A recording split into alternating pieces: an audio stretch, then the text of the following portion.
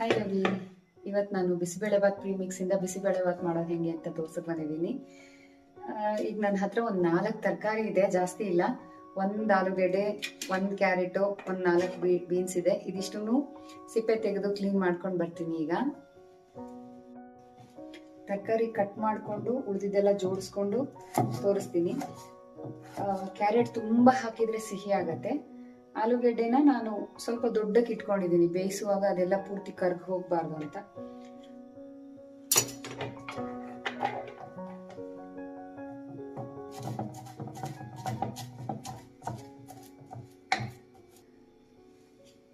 ಈಗೆಲ್ಲ ರೆಡಿ ಆಗಿದೆ.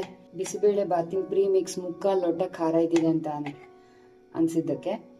ಇದು ಶೇಂಗಾ ಬೀಜ ಹಾಗೆ ಹಸಿದು ಹುರಿದಿದ್ದು ಹಾಕ್ಬೋದು. ತರಕಾರಿ ಹೆಚ್ಕೊಂಡಿರೋದು ಮತ್ತೆ ಕೊತ್ತಂಬರಿ ಸೊಪ್ಪು ಇತ್ತು. ಇದೇ ಲೋಟದಲ್ಲಿ 1 ಅಳತೆ ಲೋಟದ ಅಕ್ಕಿನ ತೊಳೆದಿಟ್ಟಿರೋದು. ಇದನ್ನೆಲ್ಲ ಒಲೆ ಮೇಲೆ ಹಾಕೋದು, ಕೂಗ್ಸೋದಷ್ಟೇ ಕೆಲಸ. ಕುಕ್ಕರ್ ರೆಡಿ ಇದೆ.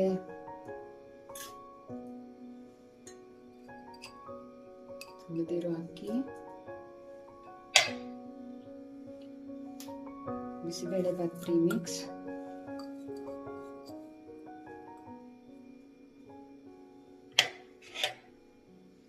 ಶೇಂಗಾ ಬೀಜ,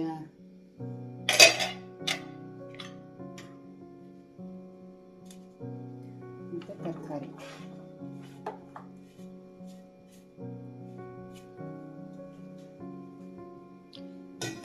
ಈಗ ನಾನು ನೀರು ಹಾಕ್ತೀನಿ.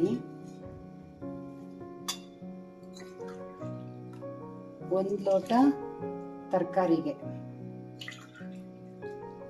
2 ಲೋಟ ಬೇಳೆಗೆ, 4 ಲೋಟ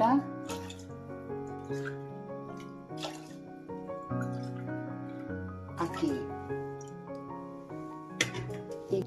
ಈಗ ಇದಕ್ಕೆ ಉಪ್ಪು ಹಾಕಬೇಕು. 1 ಚಮಚದಷ್ಟು ಉಪ್ಪು ಹಾಕ್ತಾ ಇದ್ದೀನಿ.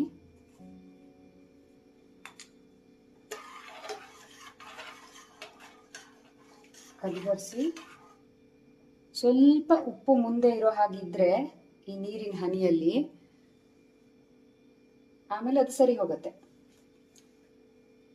ಕಡಿಮೆ ಇದೆ.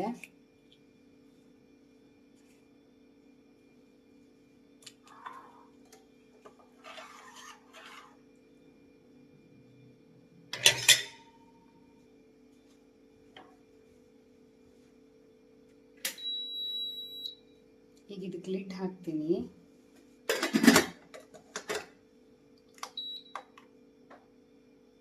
ಪ್ರೆಷರ್ ಕುಕ್ಕರ್ 1300ಕ್ಕಿದೆ. ಇದರಲ್ಲೇ 2 ಬಾರಿ ಕೂಗಿದ್ರೆ ಅಥವಾ 3 ಬಾರಿ ಕೂಗಿದ್ರೆ ಸಾಕು.